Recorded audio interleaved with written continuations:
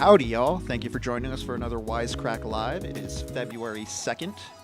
Hope everybody's having a happy Thursday. Henry here, broadcasting from the frigid, frozen, failed state of Texas. Hope everybody's warm and doing well today. We'll be with you in just a moment.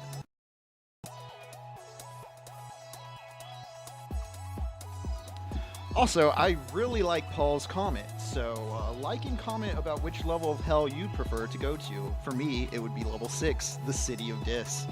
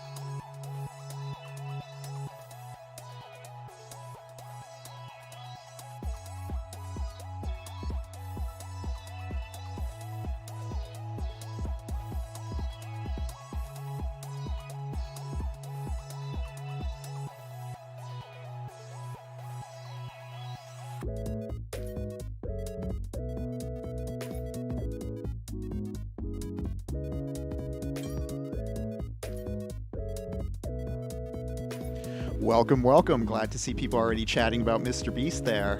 We're going to have fun today. We'll be on in just a moment.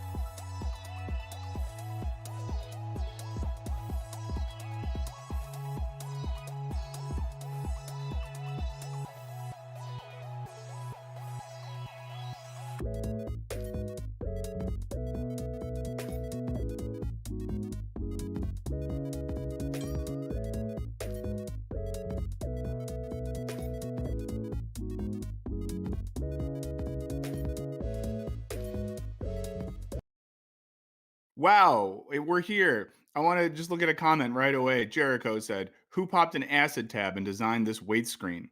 I like the weight screen. What's up, everyone? It is Thursday, February 2nd. This is Wisecrack Live. Special shout out this week to producer Henry, who's hunkered down with director Lux from Wisecrack. They're both in Austin, dealing with some shitty weather. So thanks for toughing it out and being here. And shout out to everyone else who's is it Texas? Is Texas the only state being affected, or is it like Arkansas and some around surrounding states as well? I haven't checked on updates because I've been managing the Austin situation, but it seems pretty heavy Texas. I was noticing in the chat some fellow Texans commenting as well. Hope everybody's safe out there. Mhm. Yeah. Semi Brad says, "What's wrong with popping a tab of acid? Who said anything was wrong with doing that? As long as you do it responsibly." What's up, Meligello? Um, but glad to see everyone here. I don't know who created the weight screen music. We've had it for a while. I think we got it from some, licensed music thing where you can get stuff. And then I heard it somewhere else on another channel or another thing, and it really annoyed me. What's up, Hector?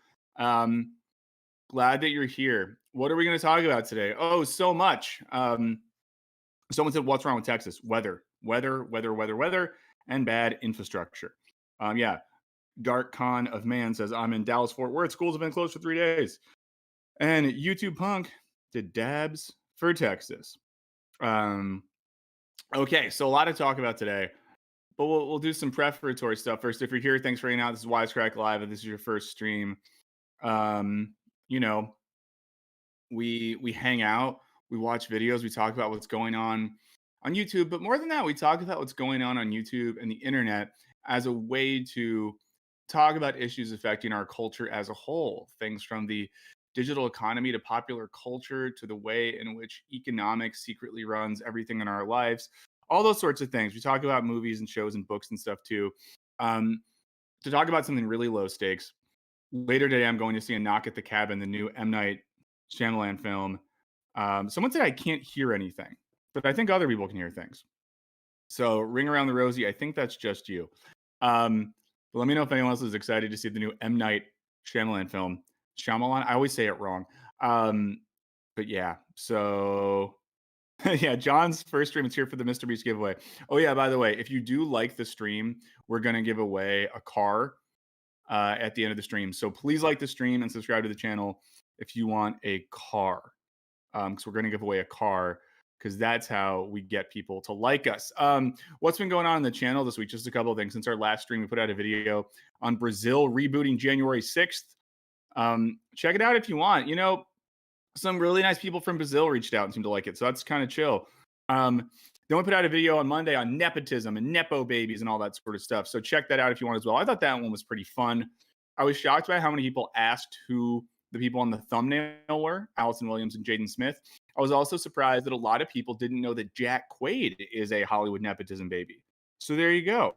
And now it's fun. Yeah, everyone's getting a car.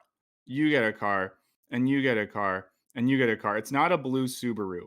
I wanted to get a blue Subaru, but I couldn't get one. Now, I have an accurate list on what's coming out on the channel. Sometimes I suck at doing this, but this week I actually am going to tell you what is coming out on the channel soon. Next video, self-optimization. I've been getting assaulted on YouTube by a lot of videos from like Huberman Labs and other things that teach you how to self-optimize. And I'll be honest, I've taken some of the tips and I've done some things and they've kind of helped. But it seems like a lot of, especially rich dudes, want to use biohacking to live forever. So what's the deal with that? We're then going to do a video on cheating. It's not going to be like how to cheat on your partner or how to cheat on tests, but why we are so specifically moralistic about cheating. And of course, we can't not think about our guy Ned Fulmer from the Try Guys, who cheated on his wife, and then everyone acted like he had committed a Holocaust. Then we have a video on Harry Potter and neoliberalism. And finally, the last thing we have coming down the pipeline, and this is apropos what we're doing today, it's a video on MrBeast, philanthropy, capitalism, all this sort of stuff. So we're going to talk about the MrBeast thing today, guys. I'm not gonna pussyfoot around this. We're going to get into it. I did some tweeting about it earlier this week. And what I found in tweeting about the Mr. Beast scenario is that people have a really healthy and subtle and measured relationship to Mr. Beast and all that he does. So I think that's really great. What I just said is a lie. People really freak out and get really defensive over this person. And I'll say this: it's okay to not like people. There's people on the internet that don't like me. There's probably people in the world, and I'm sorry about this because I think all of you are great. There's probably people in the world that don't like you. There's probably people in the world that you don't like. And that's okay as long as you're not a dick about it. Like, later on this stream, I'm gonna look down and see some comments about why I'm not good. I sometimes get DMs from people that don't like me and say really mean stuff. It's fine. It's okay to not like people. It's especially okay to not like people that are worth like $1.4 billion. You know, like I think that's fine. I think the more money someone makes, the more okay it is to not like them. As long as you're not, physically violent or verbally abusive, like who cares, right? Who cares? But in trying to do some tweeting about stuff that came up via the most recent Mr. Beast video, which we'll take a look at and we'll talk about in a second. I was really shocked by people coming at me and our channel very hard just for asking some questions. Whenever people's critiques are like, you loser hater, who have you ever given money to? And it's like, no one, I don't have fucking money to give anyone to. But once again, please like the stream. So we're going to give you a car. Someone said, I'm out. How dumb can you be? Is that about me? See, people get like, see, right off the bat, and maybe people don't like me. Maybe this person thinks I'm dumb, or maybe they're talking to someone else. I don't know. But, there we go. But let's say this to get started. And we'll talk about who Mr. Beast is. Because here's the thing. If you are my age or around my age has been established on this stream. I'm not going to share it again. You might have only recently learned who this person is. He's a young man. Jimmy Donaldson, Mr. Beast, is a 24-year-old YouTuber, became very famous as a teenager. And to be honest, if you are on the older side, if you're a millennial, this isn't your guy. He's a hero for Gen Z, and kids really love him. Like little kids really, really, really, really love him. And this week, he put out a video. Sorry, I just looked down and saw the comment on Mr. Beast giving Johnny Harris 1,000 maps. Boss, hang out. Give me a chance. Just give me a chance, bud. It'll be okay. And yeah, Hassan Harris made it very clear. Our favorite Harris, Hassan Harris, says, Mr. Beast, most subscribed YouTuber, got famous doing big giveaways and contests. Yeah, so very, very famous YouTuber. And one of his big gimmicks is giving stuff away. And he said, and I'm going to say a thing right now that I've said on the internet and people got mad at me for. This is a thing that Jimmy from Mr. Beast has said himself, that early on he realized doing charitable acts on videos would help them go viral and make him more money, so that giving away money in videos was still profitable. Okay? He has said this. This is not an accusation I'm making. Now, here's the thing. This is not a guy who says, "Oh, I'm a young redistributive Bolshevik queen or whatever." He's a young dude who likes capitalism and working with brands to do stuff. That's who he is. That's what his values are, and that's fine. He lives in the world that we live in. Someone, Penny Waldrop, said like his money, or is that provided by others? We could get into this more later, but so a lot of the stuff he gives away in videos is provided by sponsors, which once again is smart. But here's the point: people reacted to this video in a lot of different ways. Now, some people were mad about this video, but I think this is maybe where we're missing some of the point. I don't think a lot of people were primarily mad at Mr. Beast, aka Jimmy Donaldson, for the video. I think people are mad that videos like this have a place to exist. And I think people are mad that we live in a world that necessitates these sorts of things, right? Because I think for a lot of us, we wished we live in a world where the idea of a YouTuber paying for healthcare would be nonsensical. Because why would they do that, right? Like, I think if you lived, right, like if you lived in, I don't know, like Denmark or Sweden or something, and there's a lot of other countries that offer healthcare, this would make no sense. because why would you pay for this when it could just be offered? So I think that's one of the main things people are mad at. So if you're here right now and you're someone who maybe, John, you can be a Bolshevik queen. I don't know why I started that as a thing. So maybe Bolshevik queens can be a new part of our world. But so I think the important thing to remember again is like if you're here and you saw the thumbnail and you were like, I'm a MrBeast stan, I'm gonna fuck this old piece of shit up. What I'm saying right here is I think what I'm mad at and what a lot of others are mad at is the world and the state of the world and a world where things like this exist. Now, the maybe like sub point we could talk about, and we'll talk about it today, is that things are not as simple as we often want them to be in life. So, like, you know, when someone makes videos like this, and I used to work for a company run by some popular YouTubers who also got kind of famous doing like giving money to homeless people videos. I'm going to say this, and we can unpack this later. I, Michael Burns, an individual, not necessarily even speaking for Wisecrack as a whole. Also, there's a dog back here. You see her, guys? It's a dog sitting this week. But I, as an individual human, do feel icky watching videos where people film themselves giving things to unhoused people, and in which I feel like they are using, you know, desperate people as props. Okay. I feel like that is icky. That's just my feeling. And we can talk about why I feel that way. And I think there's some justification for this. I also feel, we'll talk about this, like it's not good that we live in a system where we necessitate really rich people to give us things that are like essential services. Okay. I don't I don't love that. Yeah, we got a doggo sighting. So again, I'm trying to say this kind of carefully because I want us to have a productive conversation today, friends. I want us to have a productive conversation. So even in the title and thumbnail of this stream, when I'm talking about us living in hell, Jimmy Donaldson, aka MrBeast, didn't create hell. He just lives in hell. And I do think he is someone who accepts the conditions of hell. He works within the rules of hell. He's not someone who's critical of hell. He accepts that we live in hell and he plays by hell's rules. And there's some of us that maybe don't wish we lived in hell. Someone just said, react to the MrBeast rap battle. Guys, if I didn't know this existed, if I had to watch him and his friends rap, I might lose it. That might be it for me. I don't think I can do it. I really don't think I can do it. There's nothing I hate more in the world than young white influencers doing joke rap. I can't help it. I'm an old guy. I just don't like things like that.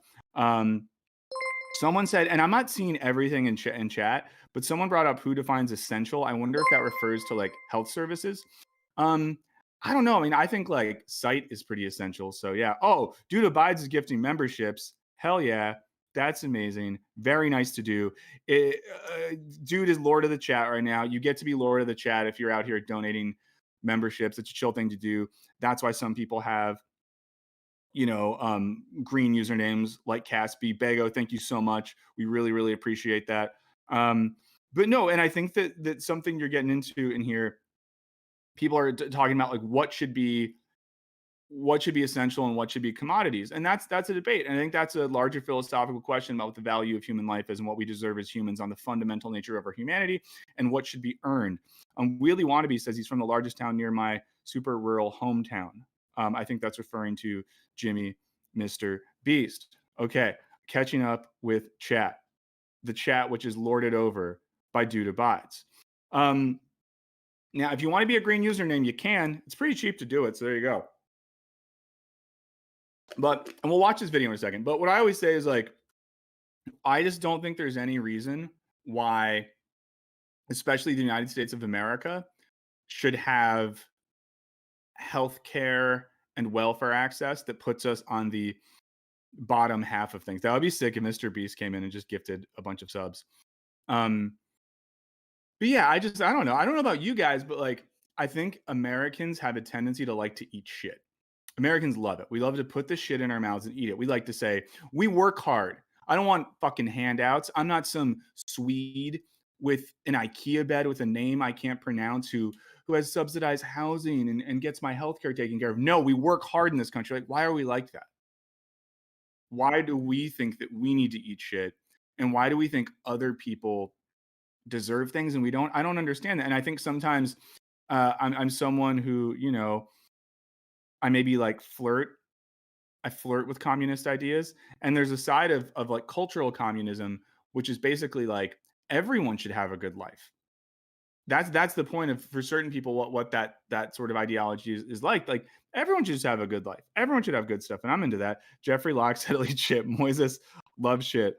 But I don't want anyone to eat shit. I don't think anyone should have to eat shit. And I don't think we should have to defend it. I also think, whoa, dead card is out here. Let's go for it. Another part of this, and we'll start watching some videos. We'll start talking about this. Thanks for being here. Like the stream if you're here. It means a lot to us if you do. But another part of all this is like, we need to open our eyes a little bit to, and this is the larger question. We talk about this stuff on Wisecrack a lot. Wisecrack is our cooking channel. It's secret, where I cook a crock pot recipe once a week. But, you know, we have to often ask, what are the ideological structures behind the content we're consuming, and what are they really telling us? What's really going on? And a lot of shit that we consume and a lot of shit that we eat is just marketing aimed at us, and we eat the marketing like the little shit piggies that we are. Ooh, SJ Riker dropping a quote from Citizen Kane. You're not going to like that one little bit when you find out it means that your working man expects something is his right, not as your gift. I'm always into Citizen Kane quotes. Eating shit is not for fast food. Oh, New Bern, North Carolina. There you go. Let's see. Okay, so let's watch. I don't think we'll watch the whole thing, but let's at least start watching the video that is in question. So again, this is a video that came out this week where MrBeast paid for a surgery to help people see. And again, let me state this. I'm going to state this every few minutes so no one gets mad at me. It is objectively a good and cool thing that MrBeast and their company paid for people to get a surgery that they should have just been able to get. I'm not criticizing the material act of offering that surgery at all. But again, Wisecrack Live, thanks for being here. We're going to talk about the MrBeast thing. We're going to talk about what it means about the world. We're not here to criticize one, I guess, well-intentioned 24-year-old digital capitalist. Video, we're curing 1,000 people's blindness. You're going to get so mad at me for saying this, guys. For the biggest channel on YouTube, it's a fun troll that they use the worst fonts. It's going to be crazy. My 2 cents says, isn't there better things to talk about? Give me, My 2 cents, give me 3 things to talk about and I'll talk about them. Give me a list. If you want better things to talk about, you be constructive with your feedback. Tell me things to talk about. Most of us see the world like this. But here's the thing, 200 million people see the world like this. But I just made it one less. Oh. Wow. She's just one of 1,000. My 2 cents says, you're capitalizing on his drama. You're capitalizing on his drama. You're capitalizing on his drama. You need to get a life. Yeah, they're gone. You now. need to get a life. You need to get a life. I just have to say, you know, you got to do that. I just got to say, this is the most volatile chat I think I've been overwatching. I've had to hide quite a few comments that are just straight up unproductive. One calling us peasant-brained, which to me is weird because defending the Lord seems much more peasant-brained than criticizing him. I think we would willingly identify as the peasant class if we had to. Thanks for hanging out. Catch the VOD. Love to see you there. Again, if you're just showing up, we're just hanging out. We're not criticizing this video. We're talking about what it means about our culture. And I'm going to say something a little bit spicy right now. If you are not interested in going deeper about popular culture, if you do not think there are questions to be asked to help us better understand our world and ourselves, then you just shouldn't be here. Like you shouldn't. I don't want you to consume Wisecrack content if you don't want to think, if you don't want to push a little deeper, you know? I can't help that. Some blind people we help from around the world. They can't see, but we have all the technology to fix it. Yep, half of all the blindness in the world is people who need a 10-minute surgery. Crazy. Yeah. Oh my God. I see it. Oh, wow, 666 already. I don't think I'm going to do the 666 voice right now because it feels a little weird, though. Also, it is cool that he realized that this is like a simple surgery to give and gave it to people. Everybody. Oh, I can see clear. I can jump for joy.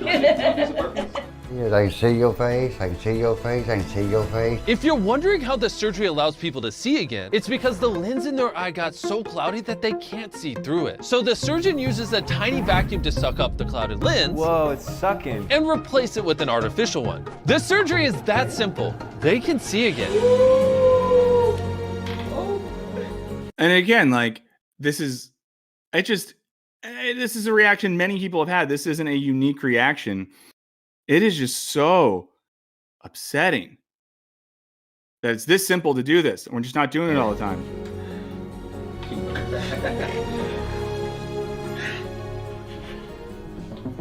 You pay for my surgery? Yes. Seriously? You know what? Here's $10,000. Make your name.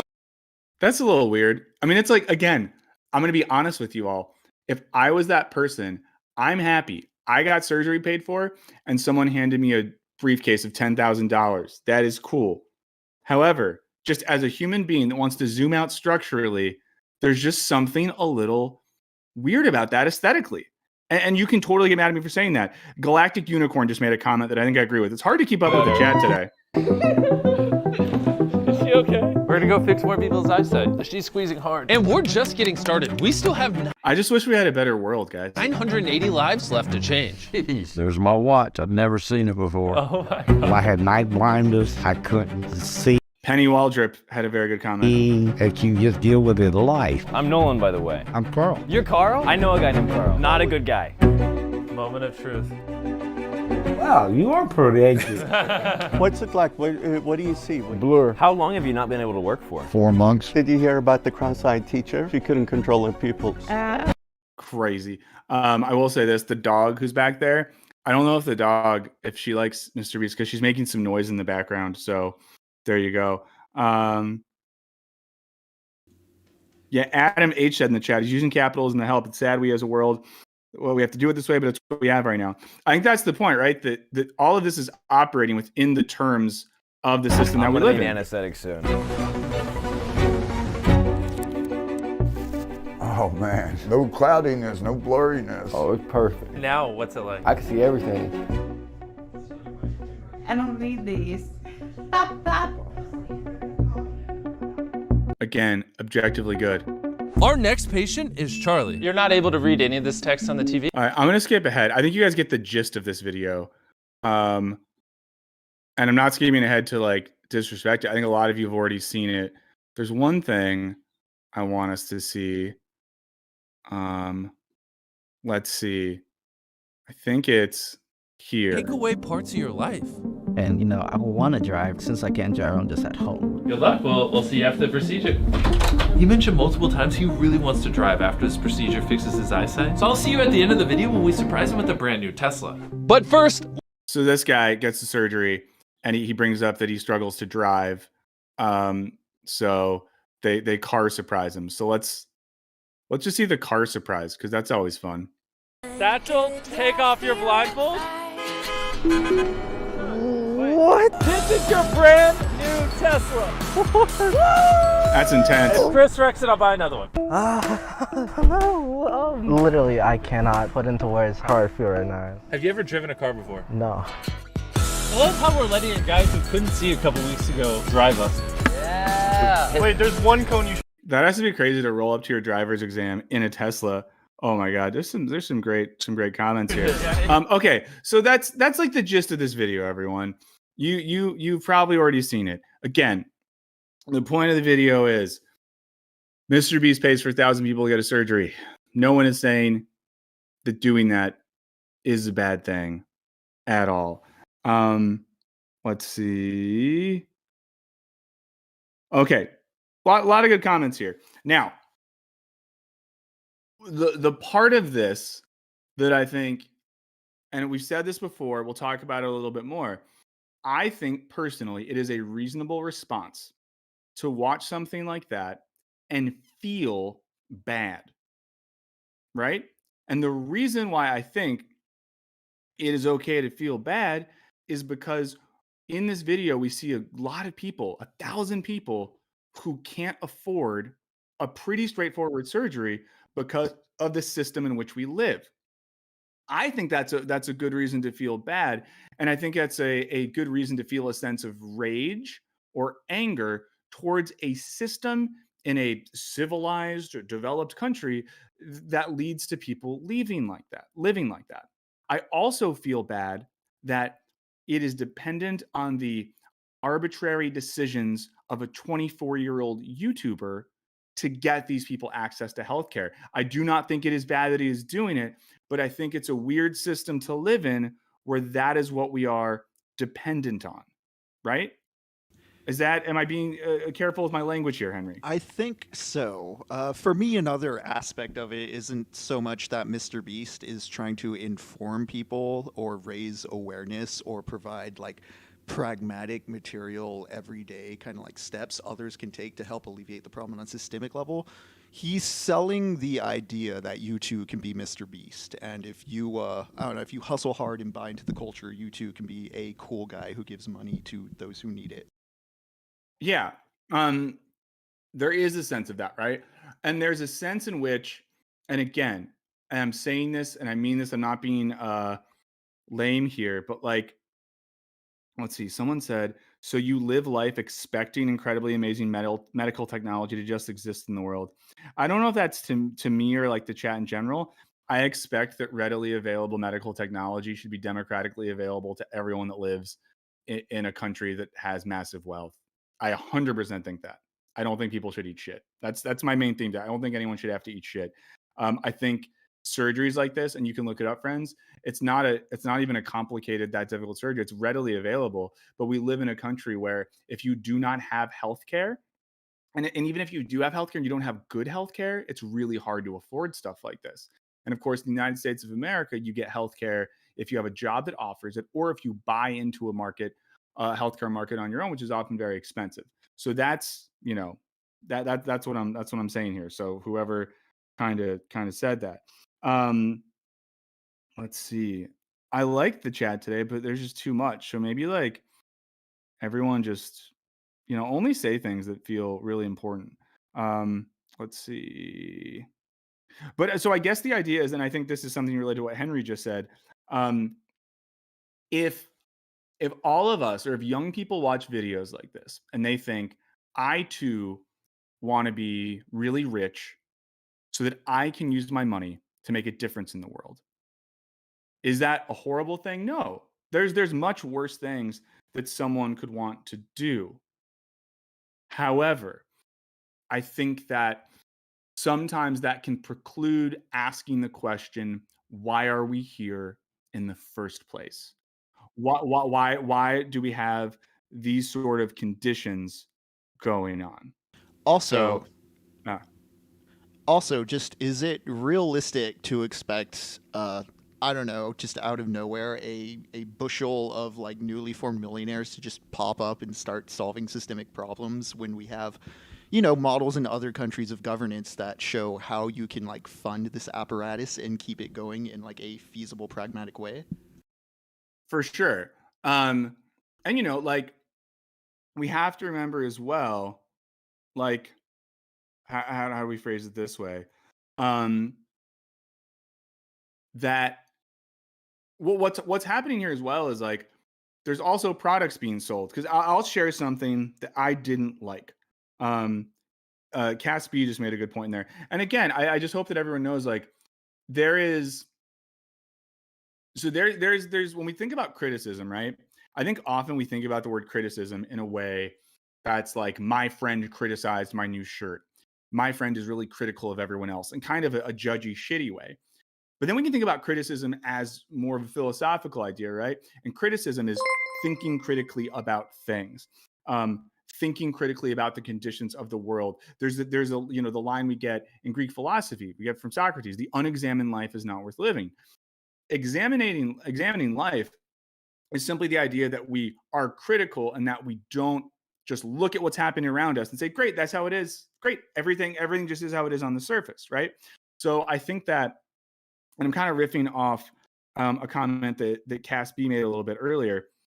In criticizing what's going on here, we're not criticizing an individual or even the people making these videos, we're examining a system that necessitates things like this, so there you go. Just catching up with the chat again. Yeah, if we get 1,000 viewers, we all share Netflix passwords, said from Dude Abides. Sam said we're in Sheol. I think Sheol is is that the Hebrew word for hell or something like that. Let's see. Again, I'm sorry, especially if you have that green username, if I'm missing you at all. But okay, someone said, do you think he's a good or a bad person? I think that's a really good question. And I'll tell you why, because it doesn't matter. It doesn't matter at all if an individual in this sense is a good or a bad person. What matters is it's an individual that exists in a particular system whose subjectivity is shaped by the machinations of that system. What is that system? It's a system that says that making massive profit is good as long as you then give some of it away. And we get this, and this is something I'll maybe we'll maybe watch a clip in a little bit that talks about this. We talk about this a little bit in a video that's coming out on our channel. But Dale Carnegie wrote this thing called the Gospel of Wealth in either the late 19th or early 20th century. Now, the Gospel of Wealth is this thing we get from these Gilded Age robber barons. And the gist of it was that for there to be massive wealth, there has to be inequality. But the inequality is a worthy price to pay for the massive wealth, because then those with the massive wealth can do stuff with it. Now, some people hated this shit. Like Teddy Roosevelt hated it. Teddy Roosevelt, and he has a quote. I use it in the video that's coming out in a couple of weeks that we filmed yesterday. But Teddy Roosevelt's basically like, no amount of charity is worth the inequality that it takes to get the wealth to give that charity. All right. So don't be mad at me. Be mad at Teddy Roosevelt. But so that's a logic that this Gospel of Wealth criticized when it first came out, late 19th, early 20th century. Now it's something we just take for granted in our society. We talked about this recently with the Sam Bankman-Fried stuff, with the effective altruism stuff. We take for granted this logic, but I think that maybe that's a problem, that we're taking that logic for granted. Now, some people might say, what else should we do? People are doing the best they can, for sure. But if the Gospel of Wealth becomes what we take as like our standard view of what it means to be a good person or make money, then we're not doing anything else. And to be clear, someone else brought this up.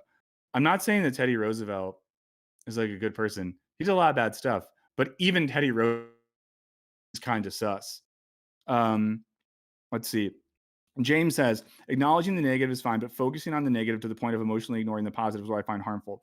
I think that's an interesting point, James. So I almost think it's like emotionally, I think that people doing acts of charity is good. But I think then logically and analytically, there's things to think about that are really important. And I don't think this is what you're saying, James. I think that was a really well put comment you just made. But I think that the risk is, and I think this is what they want. I'm not going to say who the they is, but there's the they.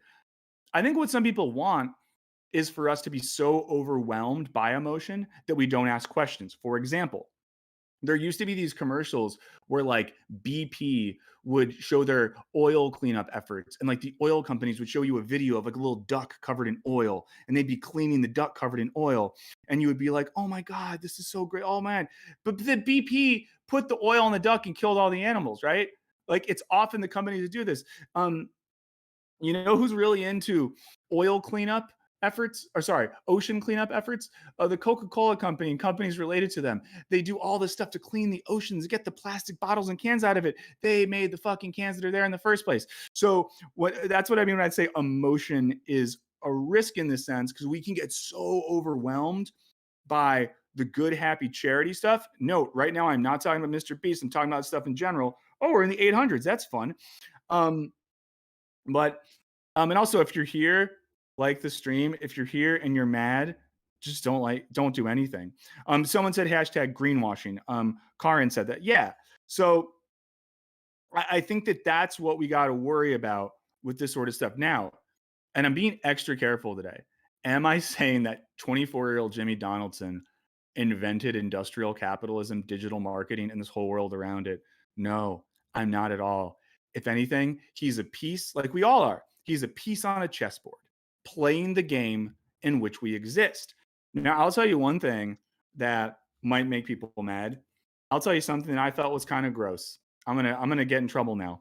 when I was watching this video for the first time, and we can't see it on the screen now because we're using Watch Together, but this might still be the case if you all look it up just on YouTube normally. Right under the video was a bar where you can buy $30 MrBeast chocolates. I didn't like how that felt. I didn't like watching this video and then the video being a call to action for me to spend $30 on a chocolate bar. Now, think about it from the logic of MrBeast and that company themselves. And I say this in good faith. Their logic is like, we're getting a bunch of attention with this video. Maybe we can use that attention to sell shit. And when we sell the shit, we have more money. And with the money, we can do more stuff. Hey, maybe. I think maybe that's fine. Right? And yeah, Wheelie Wannabe said this. He's good at it. It makes us mad. He's not good at it. He's the best. He's absolutely the best at this game. And again, this is why. And don't get mad at me for saying this, friends. It's in a New York Times interview. He literally says he figured out early on that giving away money would make him more money in the long run. Why? Here's the thing, friends. Everyone who makes videos on this website uses methods to try to make us react emotionally. We do it. At Wisecrack, when we make thumbnails and titles, we have to ask ourselves, like, what title? And you know what? We do it, but at least I'm honest about it. But oh, sorry, go ahead. Yeah, going off of what you're talking about, Spencer Walsh said this might be a little reductive, but it's a little gross that the video only exists because they needed a video for the month. And yeah, just the whole aspect of like making this charity event spectacle kind of rubs me weird. Yeah, and again, I think what Henry said is what a lot of us are saying. It feels weird. And I think we're allowed to say that. I think we're allowed to say it feels weird. Someone said every time he says friends, take a shot. Well, I don't want to do that. I don't want to get everyone drunk, but you are my friends and I do care about you. And I'm glad that you're here. Thanks for being here again. Thanks for liking the stream. Thanks for hanging out. And genuinely, thanks for hanging out for those of you who maybe don't agree with what I'm talking about. And I will say there's nothing I like more than when in the chat and in this little community, we can disagree about stuff in productive ways and take each other in good faith. Blake Davison, as a teacher, we love teachers. We love teachers more than anyone else. If you want to change the world, become a teacher.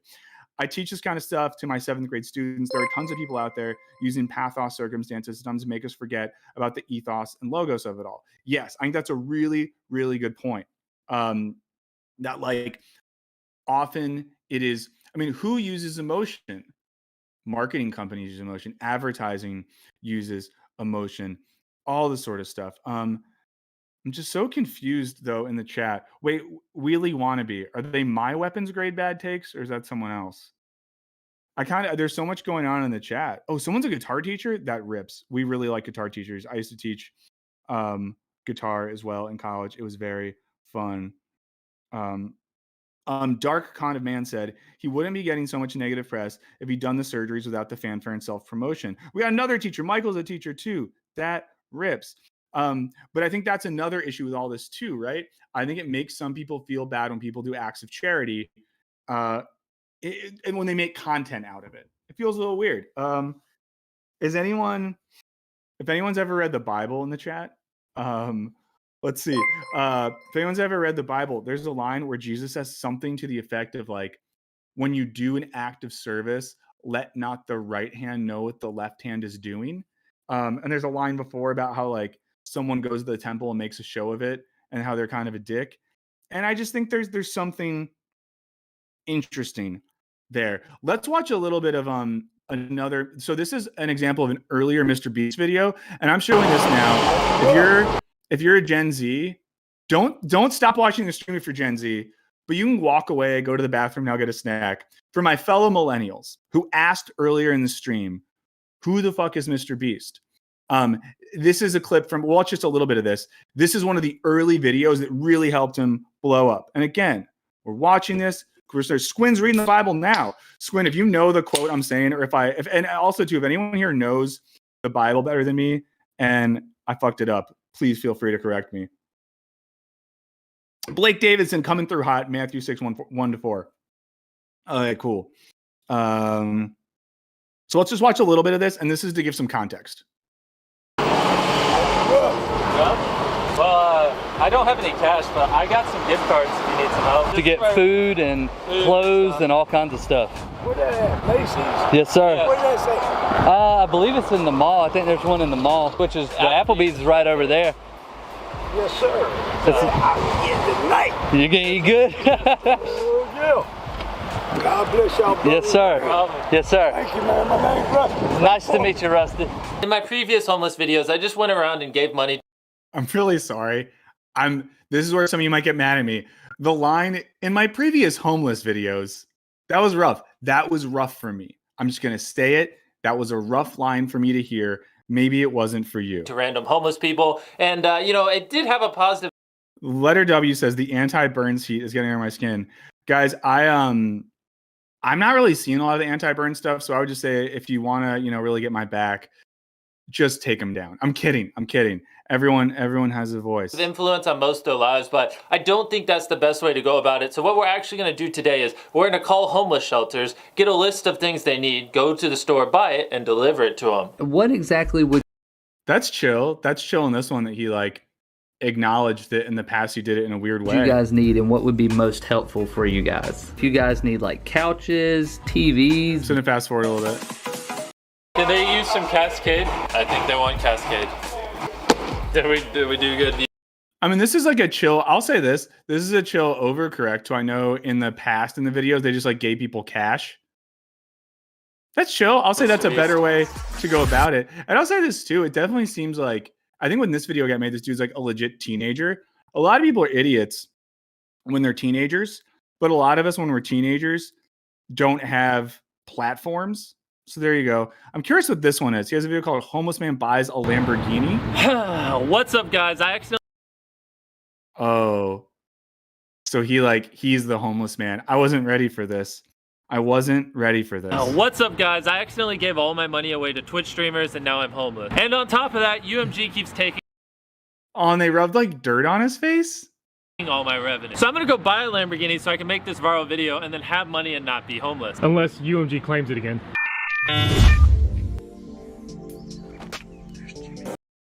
A lot of this, okay, so this is just a millennial comment.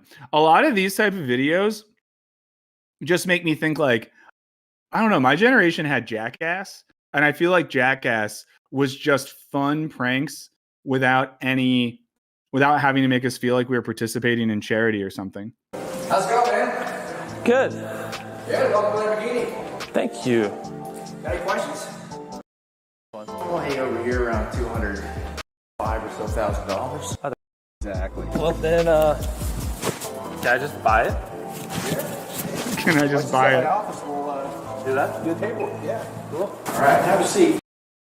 I mean, they have to know, right? Because this guy's just going with it. All right, guys. So basically, we now own a Lamborghini. Probably should have bought a house. Nah, it's whatever. Long story short, I guess it's Lamborghini's motto to be nice to everyone that comes in their dealership. I didn't know that, so that's apparently why he was so nice to me. At the end of the video, we're gonna take this car and sell it back to the dealership. So make sure you watch to the end to see how they react to that. We've got so many crazy things planned for today, so just keep watching. So anyways, I've never... Does he do more I'm a homeless person stuff? Because I don't know if I have that in me. Oh yeah, so more kind of Thank you. Homeless in a mall. He didn't really react. We're running into a little dilemma. We were kind of hoping everyone would be just mean to me, but so far everyone I've seen has just been super nice. Do you do sales? How much is this? I'll buy it. Is it just a scarf? It is. Fun. Thank you, sir.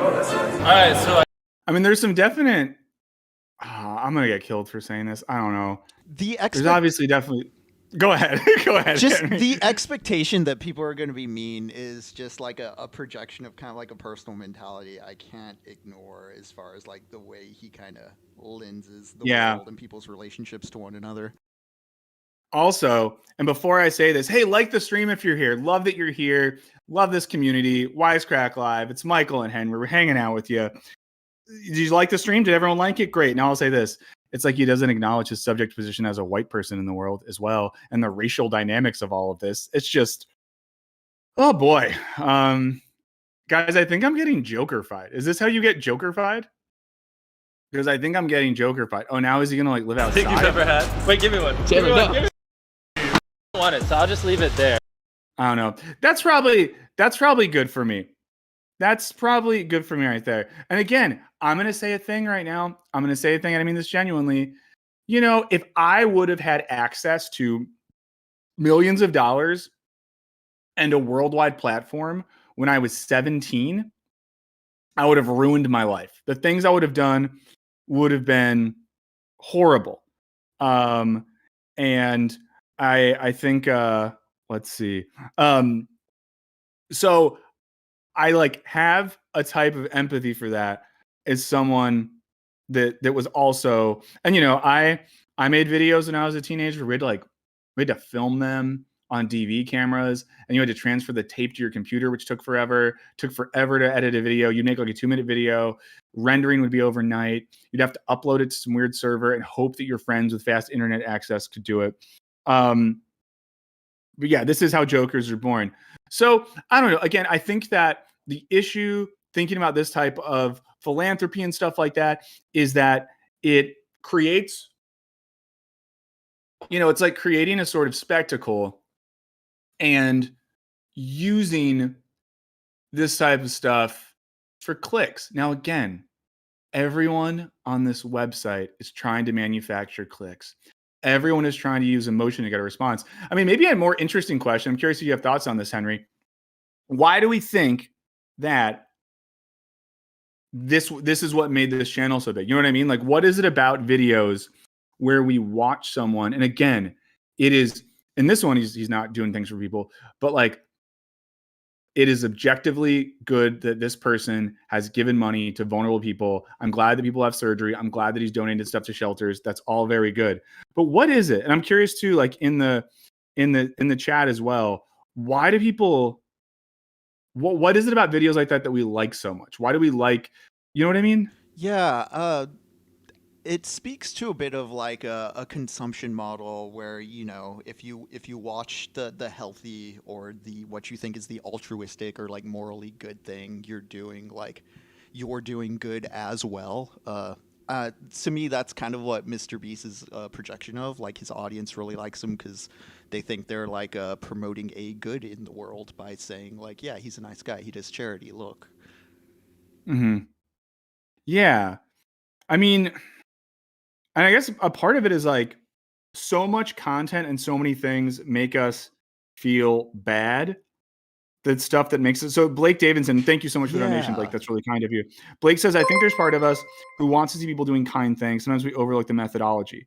Yeah, no, I think that's very true. Like, I think we live in a world where bad stuff happens all the time. So to see people doing things that are kind feels good. Have we been to 900 before? We got really close for a second. I don't think so, but we're getting close. Going off the seeing so many things that are bad, or like, because so much stuff that's trying to like inform you may also get into like dreadful territory because it's trying to illustrate consequence if action isn't taken. MrBeast doesn't like ask from his audience for like any kind of like taxing labor participation or anything. It's more like, it is entertainment. It's here to make you feel happy. There's not really like the same kind of call to action that like a politics podcast or like a mutual call for aid may ask of a person. Yeah. And I wonder too if there's a sense in which like and this is maybe a little bit speculative, but if we feel so neutered in our ability to have a tangible positive effect on the world, that at least seeing people use their wealth and privilege to have a tangible positive effect on the world makes us feel like something's going on, even if we can't do that.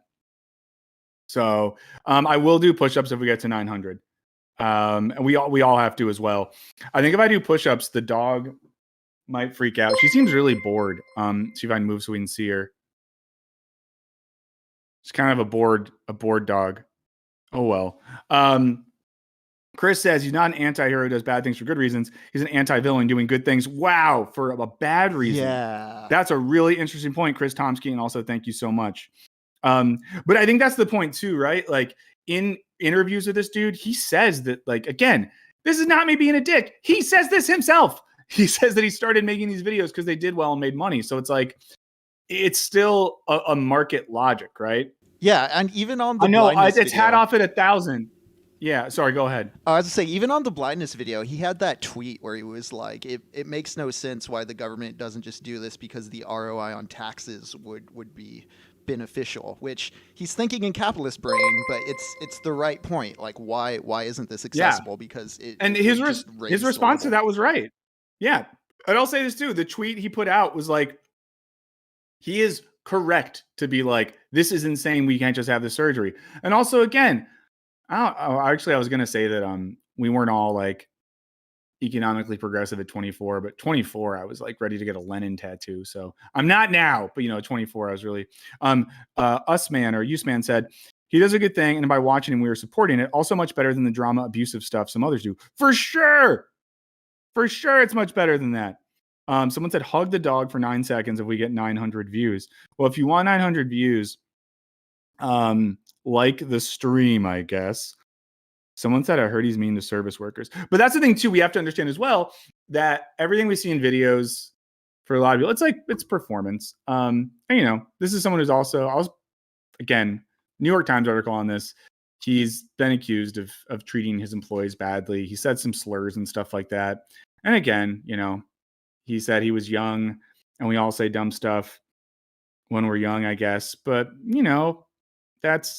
that's a thing. Vox pointed out that it's not like MrBeast caused less people to donate to the blind. And there's an aspect to this where some people may have not been aware of how easily curable blindness is. So it's way more out there in the pop culture now.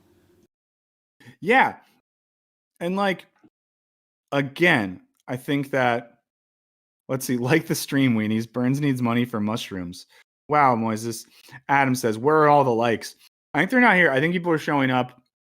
I think some people are here to hang out. I think some people are waiting for me to be bad or say something mean or whatever. But again, I want to back off a little bit and just say that there's something about this as well. And this is not about MrBeast. This is about our world. But there was a game show. I forget what it was that NBC did where the end of the game show was paying off student loans. Right. And I think that's a worry for where the world is going. And this is not, again, what I'm saying right now is not a criticism of MrBeast or anything they're doing. It's that, where does this all lead? Does it lead to a world where charity and human services are gamified, where we depend on celebrities and philanthropists to provide things that we couldn't get otherwise? And especially as the economy goes down, it's harder and harder to keep jobs. I think that is just the scary thing. Penny Waldrop says, I'm beginning to think there's no altruism in a capitalist society. Well, I think the point is that no good deed, right? There's very few good deeds that happen under the pure logic of capitalism that happen for some type of purely altruistic reasons. Now, and two, we can talk about ethics and morality a bit here. I do think we have, someone said Mellow says it leads to a Squid Game. Yeah, Squid Game, which MrBeast did a video on where he built the Squid Game. And he seemed to not get when he built the Squid Game that video was doing a pretty intense satire about the way in which capitalism becomes a game that we're all forced to play. Let's see. Sorry, just catching up with the chat. Fuck, what was I about to say? I was about to just make a point, friends, that would blow everyone's minds. And now I forget what I was talking about. Do you remember anything about what I was saying, Henry, 2 seconds ago? No, I'm tracking chat. It's pretty lively today. So I know. It's hard today. No, that's totally fine. It's hard to chat.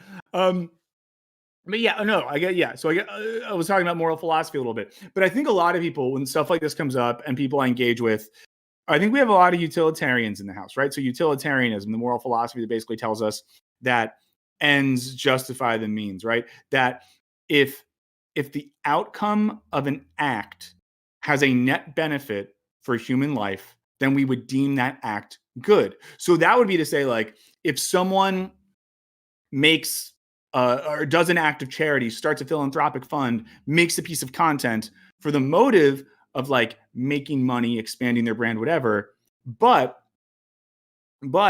it has a positive effect, then a sort of baseline utilitarian would be, well, that's still good. Now there's other schools of thought more associated with like deontology and virtue ethics, which would say something like the motive is what matters. What makes an act moral is the motive behind the act. And I mean, I've always seen both sides. I think I lean more towards deontology myself because human reason and intentionality go into it.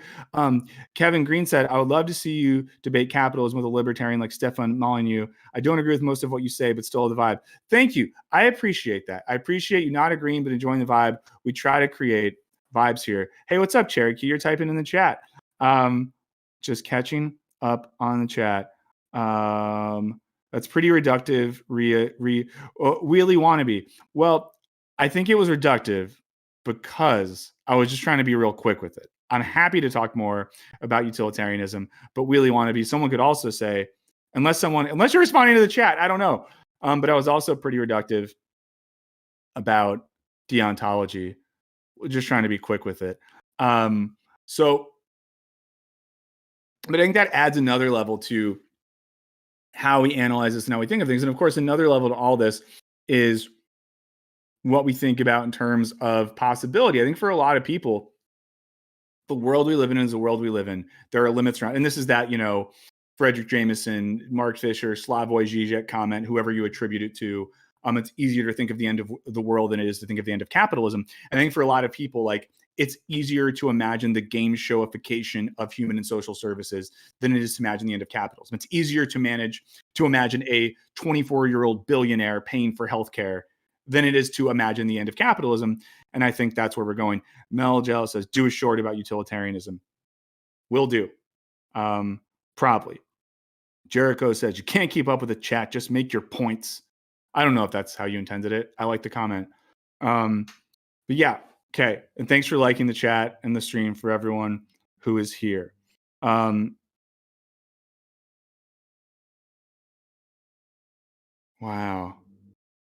Sorry. I'm gonna stop. I might just stop looking at the chat for a bit. I might just look at the green ones. If you really want to get my attention now, I guess be a member because you can get that. So what I kind of wanted to look at for a bit, we can maybe watch a few of this. Let's see.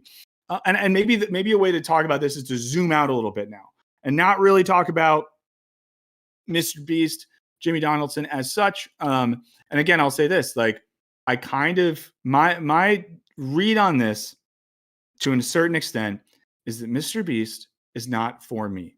It is not content aimed at a 30-something-year-old, person that operates in philosophy and satire as their primary modes of digital existence. So I don't think it's for me. However, I think that the discussions that came up around this video are important discussions to have.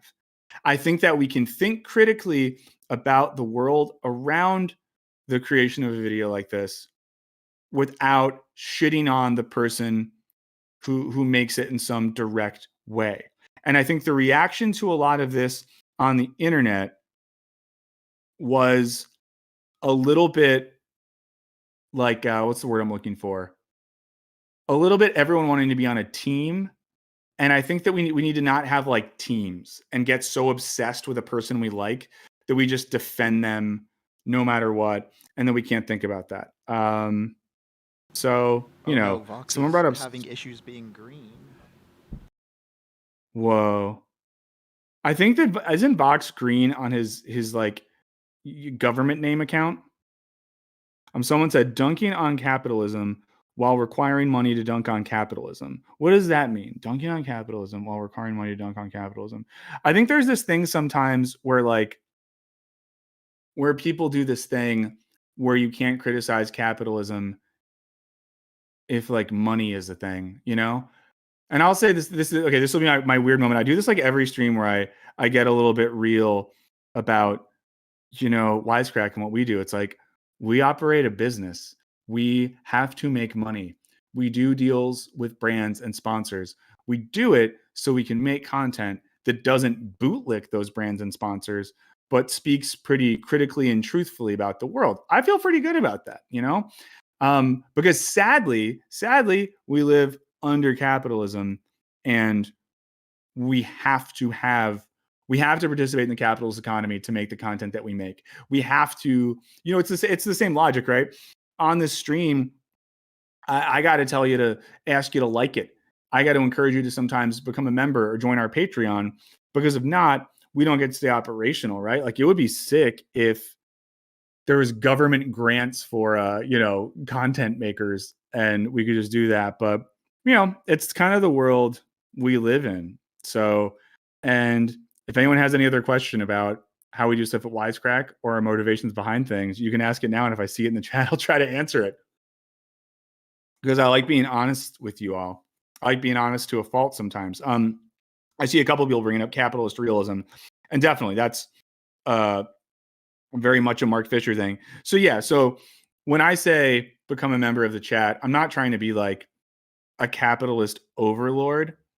But what I'm doing is trying to simply say, if you like what we make and you have a few bucks to spare, it's a way to support us. That's all I'm doing. You don't have to. I like when you're here regardless. And really, my comment about the chat is just that it's hard to see everything that's happening. Anthony said, what's your ideal monetary and governance system? I'm not like totally sure, because it's hard to know what would like work. There's certain models of, basic, like universal basic income that seem pretty interesting in terms of like monetary. So governance wise, and this is going to be very vague, Anthony, so I'm really sorry for this. I don't know what it looks like, but I'm into the idea of some type of actual democracy. And I don't know what it looks like on a large scale, but I know that we've never done real democracy, and I would be curious to see what it would look like to design a system that was democratic, and in particular, a government system that did not have the influence of corporate interest. I think right off the bat, that would be a big thing when I design my government. And I'll say this too, if you like don't have, money to join stuff with us, I don't care. Just be here. Hanging out is awesome too. It means a lot. Okay. Julia says direct democracy. Yeah. So, let's see. Yeah, someone's bringing this up. Yeah, this sort of like, and someone says, what are your thoughts on UBI? I think some of the most interesting people talking about UBI, like Will Strong and Kyle Lewis, are doing work on both UBI and the 4-day work week. And I think 4-day work week stuff is very, very interesting. And I did an interview with what's their nonprofit called? Will Strong and Kyle Lewis. They run a nonprofit in the UK. They do 4-day work week stuff, and I'll think about the name of their group in a second. But yeah, someone said, Michael trying real hard not to scare advertisers away. No, this is the great thing, guys. None of the sponsors would watch this stream. The only one who's ever sponsored the stream is Schedule 35, who makes psilocybin products, and they're cool with stuff. So, there you go. Someone said, are you thankful for capitalism? I don't think I am, but I'm Marxist enough to acknowledge that capitalism is a necessary part of the dialectics of history. Sorry, I heard a dog and I thought it was a dog here. Go ahead. Correct me if I'm wrong, but didn't Marx identify capitalism as like a transitory necessity in some sense on its way towards communism? There's a lot coming up in the chat about, the binary. Cass and Vox are making some good comments on it. But yeah, it's not a binary. It's about a transitory, ongoing evolution of our economic system and how we best service ourselves. Yeah. So like if you read like Marx's Capital or something like that, and you can't be mad and say, what happened to Wisecrack? Why are you talking about Marx? One of the first videos ever is about Marx. But the idea is basically that we transition to an industrial economy under capitalism and then are able to transform that thing into something better. But it's never, Marx wouldn't be like, yeah, we should go from feudalism to full technologically automated communism. That's crazy. You can't do that. So there you go. Willie Wannabe says that capitalism will build the tools that dismantle it. Someone says, Wisecrack looking for interns? We're trying to figure out how to start an intern program, but we want to do it in a way that isn't shitty. So, we don't want to have interns if we can't pay them. So we're just trying to figure it out. So there you go. Let's see. Talk about the fucking buttons, someone said. What are the buttons? Did I miss something? Is there something on buttons? Yeah, I'm not sure what that's in referral to. And someone said, I finally feel like we're on topic. This is interesting to hear. But now, what is the topic we're on? Because I want to get it right. So there's a video, and I'll pause this for a generation of I'll maybe pull it up and skip ahead, or maybe we'll watch something else. Oh, there's some good stuff I have queued up. Someone says direct democracy would be bad. Someone said screen so bright. Someone said interns don't get paid. Someone said, can I come to the Wisecrack office and shadow Michael for a day? I only go to the office one day a week, but you could come there sometime. Hold on. Quick break too. We've been at this for a while. If you've jumped in part of the way through, hey, this is Wisecrack Live. I'm Michael Burns. I'm joined by producer Henry. Producer Henry is in Texas as always, but today he's hunkered down at a friend's house because the weather there is really shitty. So send love to everyone you know in Texas and that part of the country who has shitty weather right now.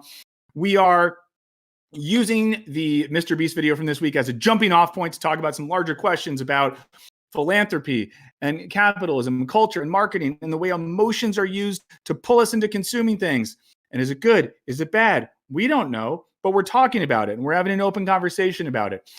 We've talked about how you can join our Patreon or be a member if you want. Some might say that makes me a shill for capitalism. Some might say it makes me someone who is trying to encourage people to give any money that they have freely give to a channel that's just trying to stay alive.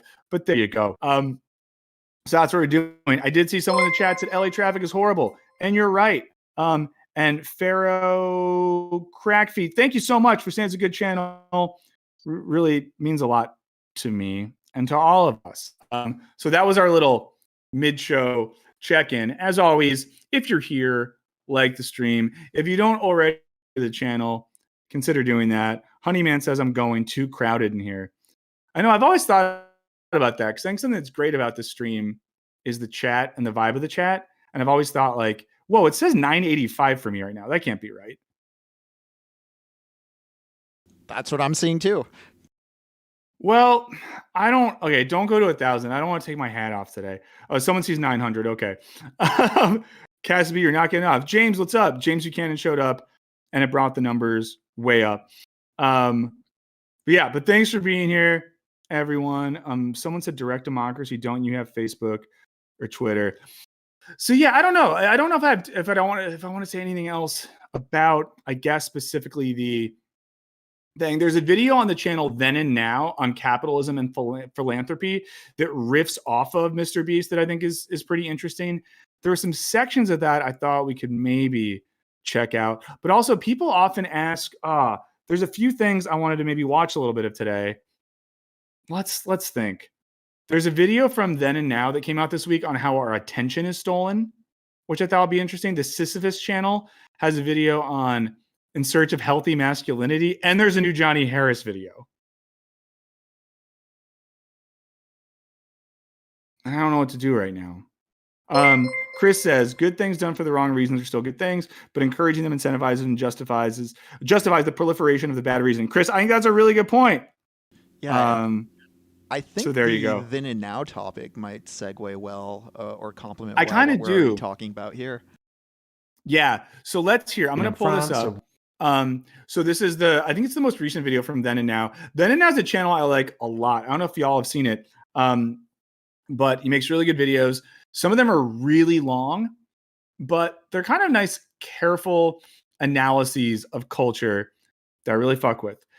Harris was good this week. Okay, maybe should we do like a little Harris hole at the end? And the emotes are supposedly coming. I can't believe that I'm happy that we almost got to 1,000 and then we didn't. I wasn't ready to go hat off. Someone said if chat gets crowded, you should stream twice a week.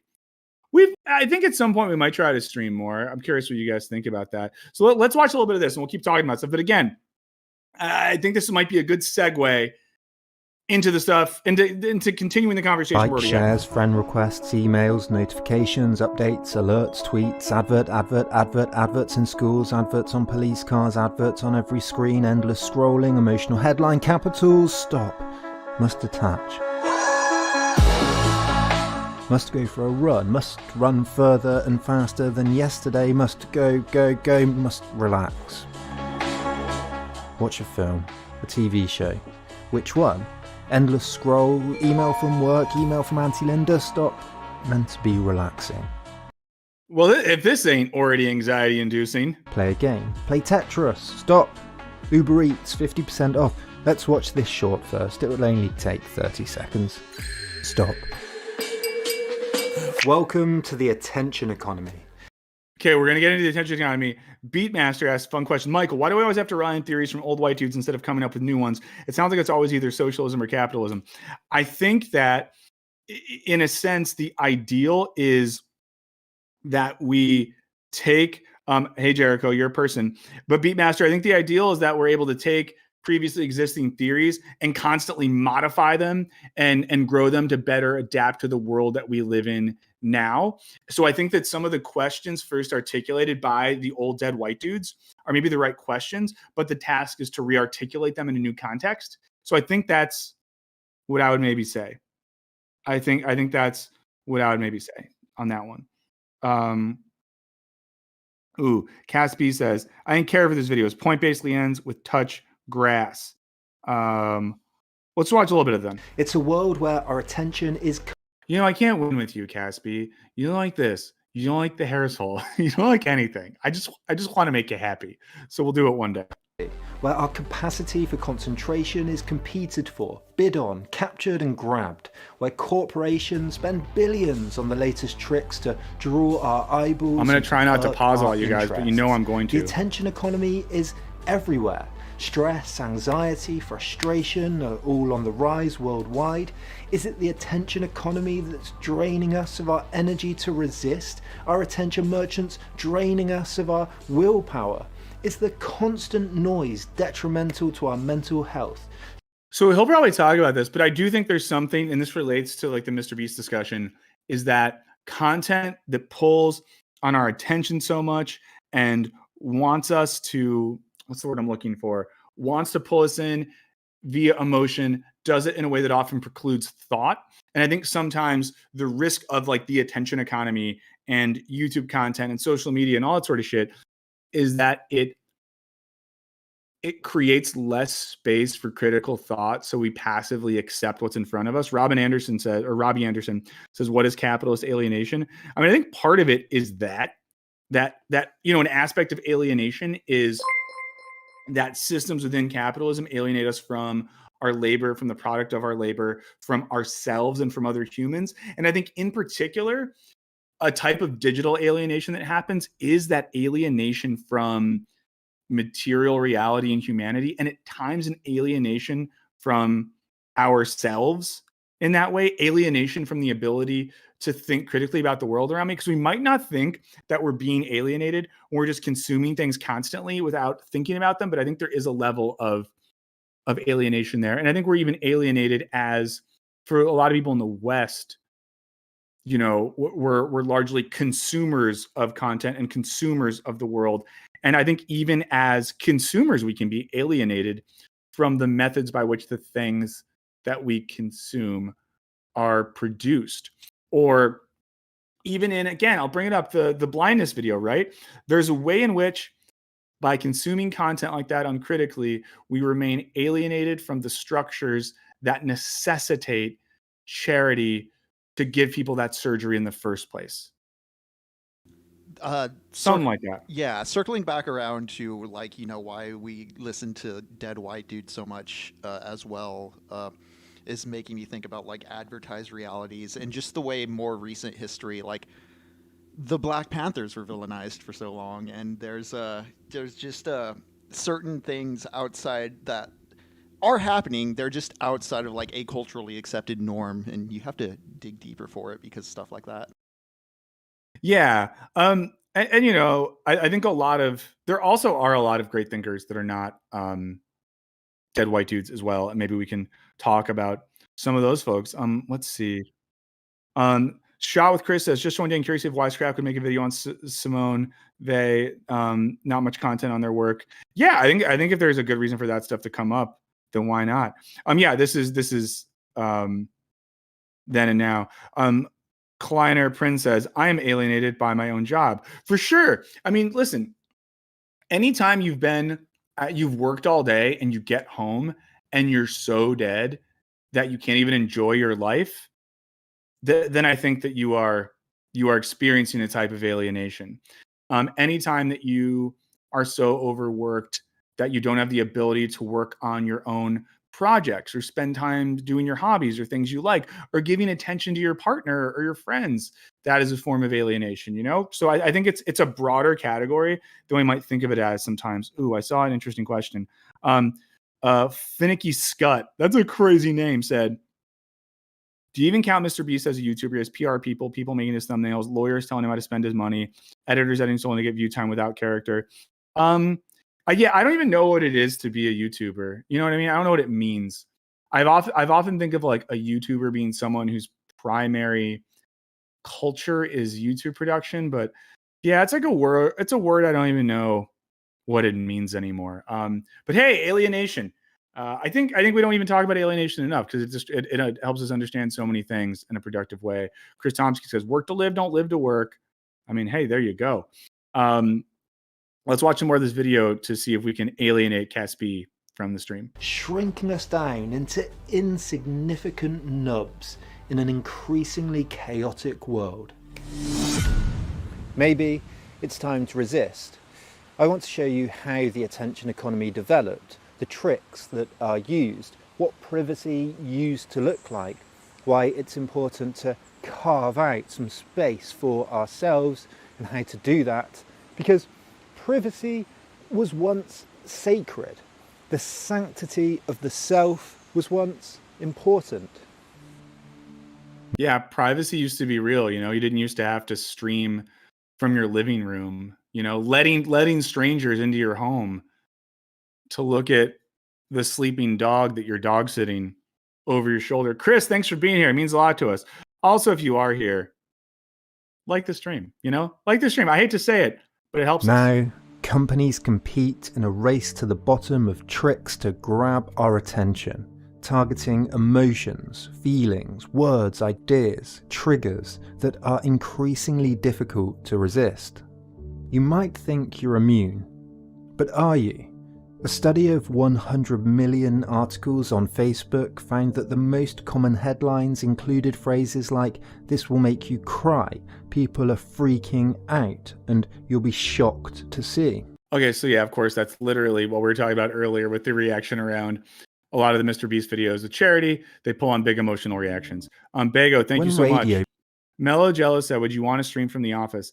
If we had a good streaming setup in the office, maybe, but the real talk of it, friends, is where we film the videos at Wisecrack is about an hour drive there, sometimes an hour and a half drive back for me.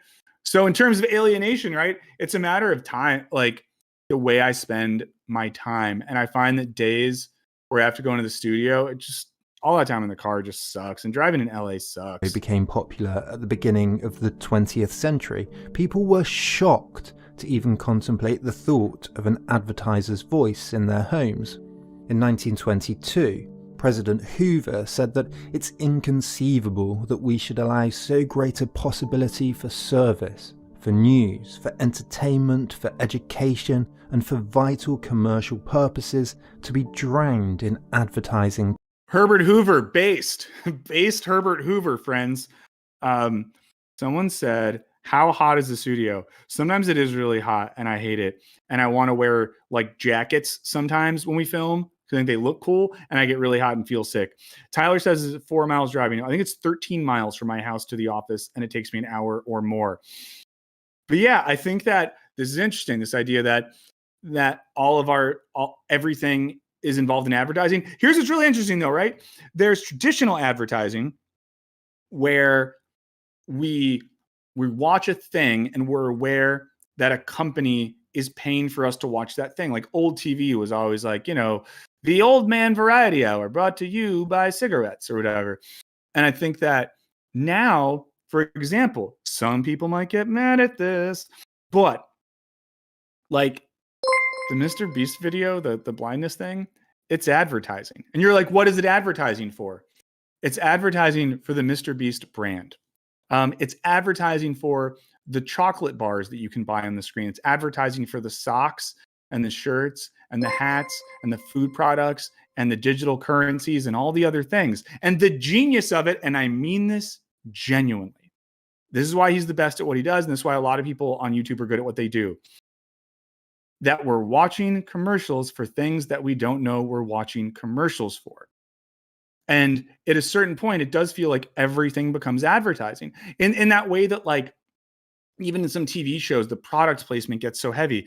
But I mean, all of this. So there was an interview where someone was saying to MrBeast something like, you know, if you really cared about charity, you'd give away more, what you do, whatever. And he was like, I lose money on my YouTube videos, which was the biggest crock of shit. Because that would be like saying, when he says, I don't make money on my YouTube videos, that would be like if McDonald's says, well, we don't make money from our commercials. No, they don't get paid money to air their commercials. They pay money to air their commercials, which then help them sell billions of dollars of products. And on YouTube these days, we are, and this is